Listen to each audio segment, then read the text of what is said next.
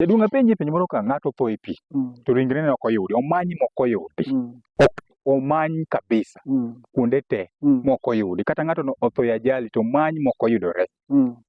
Mondo mi koro chapter mar ng'ani otieki, joluo ne timo nang'o? Nikech osemanye motamore, koro jogi dwa tieko chapter ne ni ng'ane wasemanyo otamowa, koro watim nang'o? Iwinjo ka ng'ato otho to body ne ok onwang' molal kamano, to koro joma chon nitie yien moro miluongo ni yago. Yago ne en yien kama to onyago makore duong'. Onyago gik madongo dongo.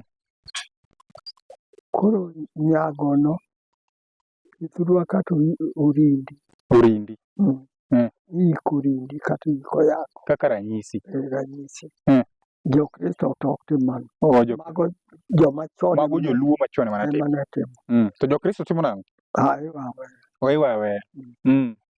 To bende koro kotimore ni koro omanye ma koro lor chapter ne oik yago kata oik orindi no moik ma koro story orumo. To gikone higni kata adek to opore. Ing'e jomoko osepore kamano. Jomoko oseywagi moiki. To duogo ochako opore. To jomoko bende osekawo kitundwe mochari mopogore gi magi iko. Mano be asewinjo. Koro joluo timo nang'o? Udhi mochari ukaw kitundu mok maru uiko kasto bang'e koko realize ni ng'ama nwaiko ni kara nok en ng'atwa. Joka weg gi ka biro golo nikech gin bende gimanyo ng'atgi mochari ginwang'. Koro ing'ado gi ndara ne mochari manowuok bodi manowuok ka to nodhi kama kata nodhi Kanjira